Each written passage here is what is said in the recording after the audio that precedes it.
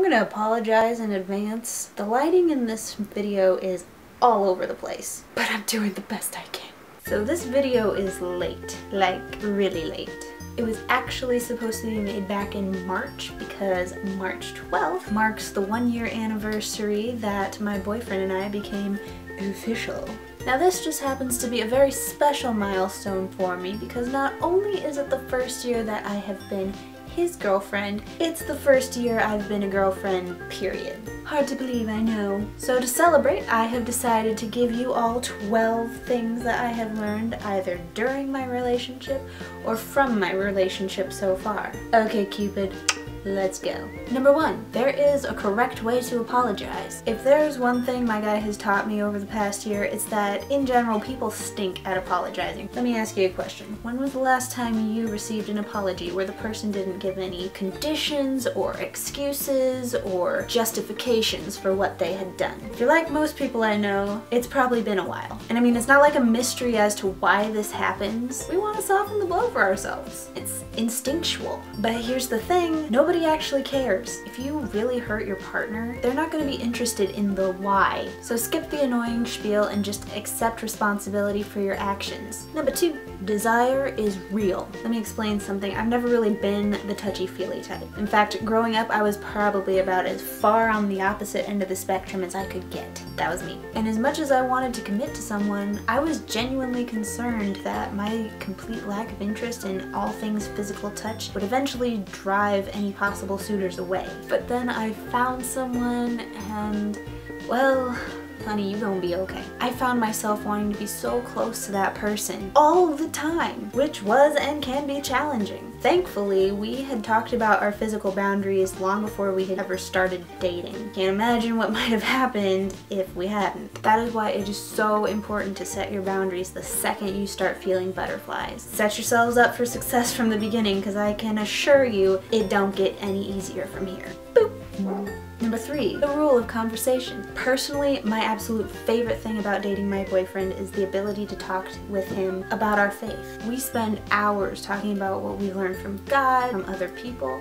and what we've been reading about in our devotions. Love it! And I've found that our best days are the ones where we live by what I've decided to call the 80-20 rule. You spend 80% of your time talking about God and faith, and 20% of your time talking about your relationship and each other and all that other stuff. And I only add the 20% because it's inevitable. Yeah, of course you're going to talk about things that aren't necessarily laced with God talk, which isn't wrong as long as it's not godless speech. I promise you, if you focus on the biggest thing you have in common, which I mean, should be your faith, your relationship is going to be rich and wonderful and so much more enjoyable. Beats talking about the weather. Try it 2 weeks, I dare you. Let me know how it turns out. Number 4, beware of the social media snare. This is something I was convicted of pretty recently. I wasn't really hearing anything from God, so I asked him to reveal any sins that might be keeping me from him, and boy did he. Immediately he told me to look at the 10 Commandments, and I was like,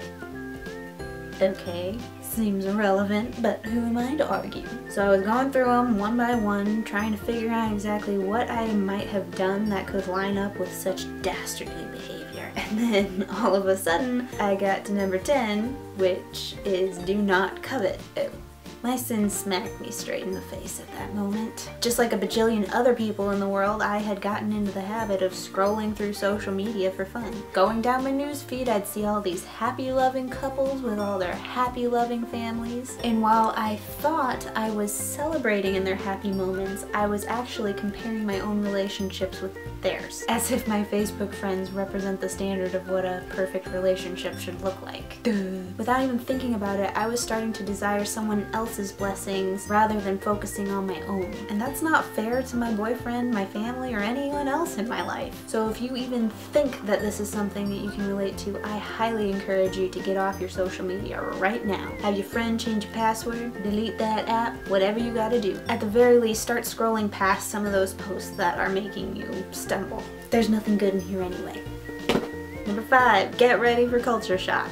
One of the biggest little moments in my life happened at my boyfriend's grandpa's 80th birthday party. We were sitting in the corner eating cake and trying to glean some of the wisdom that he had about dating and relationships. And there was one comment, just a little side comment, that has stuck with me ever since. He told us that entering a relationship is like walking into a new culture and trying to blend in. How much sense does that make? Unless you grew up in the same neighborhood on the same street and your families did absolutely everything together, you're gonna have to dive courageously headlong into a completely foreign culture.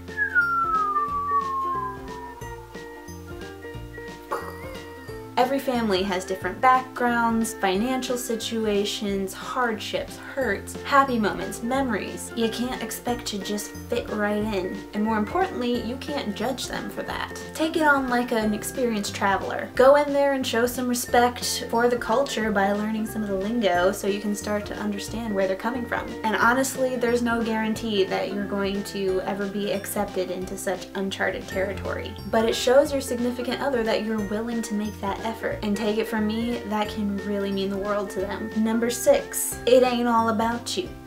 Confession time. My boyfriend and I were not good at this when we first started dating. We were so infatuated and carefree that we didn't really stop to think about how our joy and our PDA could be affecting other people. Not that we were doing anything outrageous or wrong, we just took on this approach. Our love is a beacon of light and an example of what it truly means to adore someone. Come, my love, we must share it with the world. Yeah.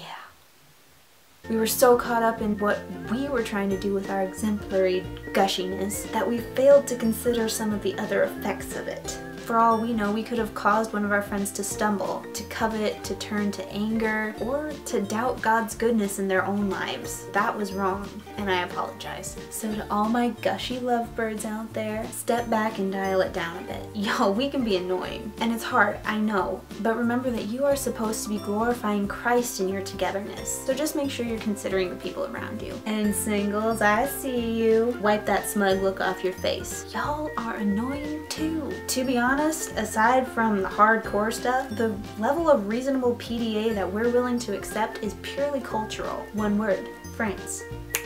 If you're concerned or uncomfortable about the way a couple around you is acting, I beg of you, please go to them and present that concern in love. Do not publicly embarrass the couple that you care about, because I can say from personal experience that hurts beyond measure and it can stir up bitterness. And side note, if you're one of those people that go to the theater and pay premium prices to watch explicit PDA, close your eyes or walk away. Number 7, get competitive. Who's game for a little healthy competition? You gonna lay down a sticky note on the fridge? I'll raise you one handwritten letter. Is that a bouquet of flowers? There's a homemade meal on the table for you. A romantic rumba by candlelight? Or there is a horse and carriage outside waiting under the full moon for us. King me. You get it? You see the pattern? Do that. Number 8. Compromising is for losers. For those of you who live for the rush of conquering a good game of Uno, I'm sorry, but you cannot play to win all the time. I feel like that's a given. But here's the kicker. Compromising can be just as bad as playing to win. Oh, I know. You've heard it before. Everyone says that in a relationship there has to be compromise. But why? That case of bologna is bound to create a big old sandwich of discontent. No one ever ends up completely satisfied with a compromise. Do you? No. So why do it? There has to be a winner, and no, it does not have to be you all the time. Make your life easier. Just let the battle go to whoever cares the most at the time. It's not gonna kill you, and your significant other is really gonna appreciate it. And trust me, good things come back around, so don't you worry. Number 9, one couple, two souls. All my Christian ladies out there, can we just agree for a second that a man's desire to do devotions as a couple is like the most attractive thing ever? I mean, besides wanting to watch The Notebook with you, of course. The second I got into a relationship with a Christian man, I was all over that idea like butter on a hot biscuit. Hashtag Bible with BF. It was so nice just diving into God's Word together and learning more about our Savior and our faith. And I mean, you know, it was a good thing. But in those first few months of our relationship, I found that all of our devotions were becoming couples devotions. I mean, we were encouraging each other in our faith and holding each other accountable, sure. fantastic as that was, I was hindering my own personal walk with Christ as a result. And the fact is, at the end of your life cycle, you're going to have to stand before God and account for all your sins and successes on your own. So my whole point is to just make sure that couples devotions are an addition, not a replacement for your own personal time with God, especially when you're dating. Number 10, be your most authentic self and then be prepared to dislike it. Fact, you should always be yourself when dating someone. Fact, you are not perfect. Fact, a relationship will highlight your best qualities as well as your flaws. Being in a relationship has shown me things about myself that I've never had to deal with before. I am capable of being far more selfish, self-centered, inconsiderate, and hurtful than I thought possible. And calm down, I'm not downing myself, and my boyfriend certainly never said these things to me. They're things I've had to face through the inevitable conflict that comes with being in a relationship. But you know what? I adapted. And to be honest, I like myself better because of it, and my relationship is stronger than ever.